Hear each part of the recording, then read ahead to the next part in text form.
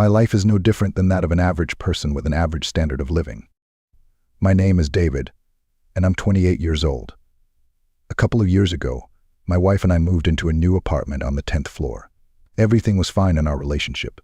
We were comfortable living together. However, I suspected that my wife was cheating on me. It was only an assumption, I had no proof, but I had long ago convinced myself that it was true. The thoughts came to me at the most unexpected moments and gnawed at my peace of mind. I am a rather modest man, and my wife sometimes calls me a wimp. Well, what can I do? She's determined to live with someone like me for the rest of her life. I've wanted to tell her my suspicions for a long time.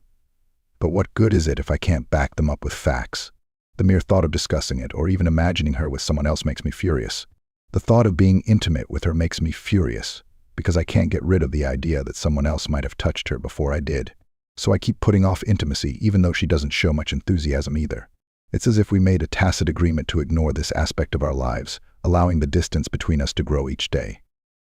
Then came the first suggestion of change. One Sunday evening, I was returning home after meeting a friend. As I approached the building, I happened to bump into a woman. It was a blonde, pretty girl about my age. She dropped her bag, scattering its contents everywhere. It was like a magician's endless hat. So many items spilled out of that little purse. There was makeup, a small notebook, keys, tissues, and even a tiny toy, a miniature giraffe.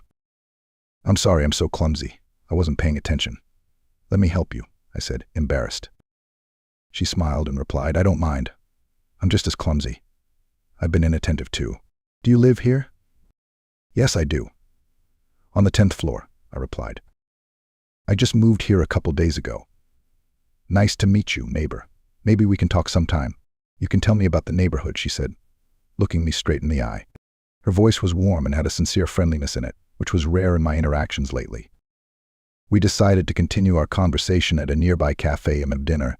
I called my wife and invited her to join us, but she said she was too busy. The cafe was lovely, with delicious food and drinks.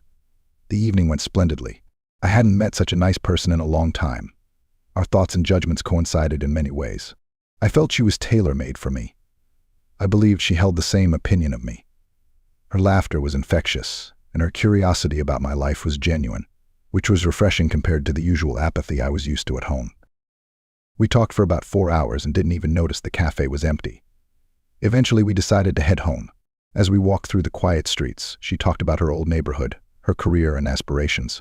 It was as if I was rediscovering the joy of meaningful conversation, a forgotten art in my life. "What a beautiful evening," she said, looking up at the moon. "And we've been lucky with the weather. Look at that moon in the sky." "Yes," I agreed. "Time to get some sleep. It's been a pleasure meeting you." Confidently adding, "My wife says I'm a no-nonsense guy." We walked together to the elevator. When its doors opened, we stepped inside. The elevator went up floor by floor, but then suddenly stopped. The lights dimmed.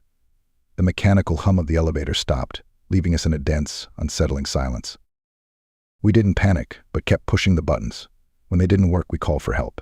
After 5 minutes, the elevator operator assured us that the elevator was fine and would resume operation in about 15 minutes. The wait seemed like an eternity to us. We tried to make small talk to fill the silence, but the confined space seemed to intensify every awkward pause. On the one hand, we felt relieved that we had gotten some good news. On the other hand, the confined space began to weigh on me. I instinctively hugged my roommate to quiet my claustrophobia. Perhaps she didn't understand my gesture. She looked me in the eye and kissed me, figuring I had made the first move. My thoughts raced, but I felt a strange lightness in my heart. It had been so long since anyone had shown interest in me. Her touch was warm, and her breath carried a heady mixture of excitement and hesitation. I moved closer to her, and we gave ourselves to the moment right there in the elevator. The sensation was amazing, a stark contrast to the dull monotony I was living in. For a brief moment, the world outside the elevator ceased to exist. There was only us, caught in a whirlwind of passion and rebellion against the limitations of our lives. As the elevator jostled back to life and rose to our floor, reality began to seep in. We fixed our faces and smiled nervously at each other, having tacitly agreed that what had just happened would remain our secret.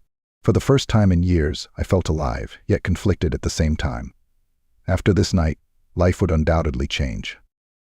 If you enjoyed this story, put a like and subscribe for more intriguing stories.